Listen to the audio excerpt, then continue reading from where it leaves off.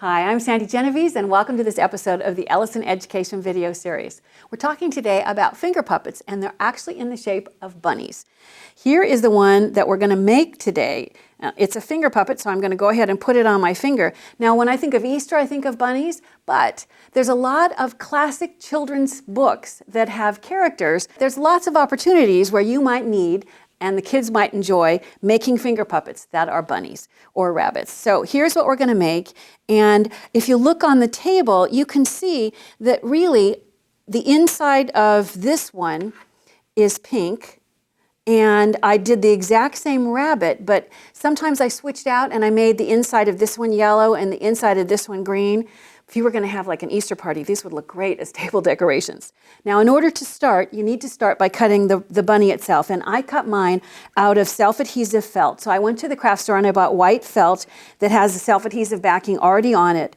I need to cut this so that the felt side is against the blade on one cut, and the adhesive side needs to be against the blade on the other cut. That way the mirror images, the adhesive will face each other.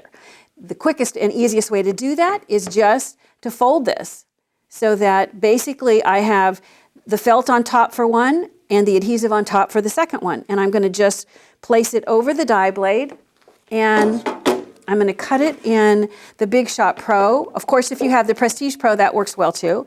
I have the cutting pad on top, and then I'm going to go ahead and just roll it through. And I'll just bring this back over, and you can see that what that resulted in is mirror image bunnies with the felt sides facing in the mirror image. So the adhesive sides are going to face each other. When I peel the backing off, I'll have adhesive against adhesive, which will be perfect for making a finger puppet. Before I stick them together, I added a little bit of decoration.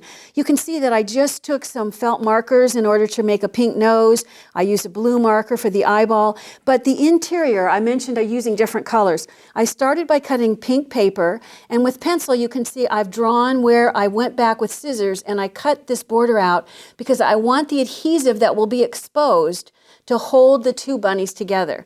So if I bring this and I set it on top of that first one, here's what it looks like when it's been trimmed out.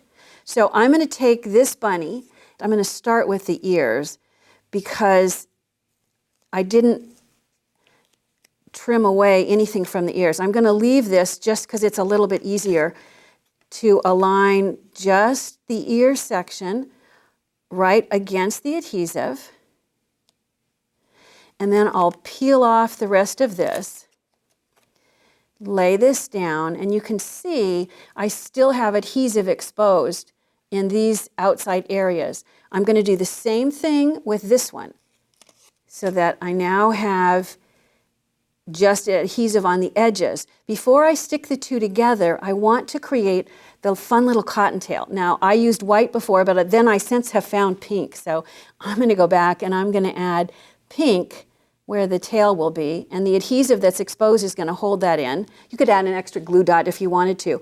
At this stage is when I also went back and I used upholstery thread in order to create the whiskers. If I bring over my finished one, maybe you can see how cute it is to have these fun whiskers. I just poked those through, knotted the thread, and created the whiskers while it was still flat. Then, once you have all the detail, it's time to just fasten the two together. So I'm going to align the ears and then position everything else so that the adhesive lines up. And if I bring this up, you can see, since there is no adhesive exposed on his ears, they can flop down and he can just, the pink inside shows. It really is cute. When you put your finger inside, look at how quick and easy you've made this really cool finger puppet. You know, Easter, it makes me think of bunnies, but remember classic children's literature, there's lots of bunny characters. There's Peter Rabbit, there's Brer Rabbit, there's the Velveteen Rabbit, and let's not forget, there's even the tortoise and the hare.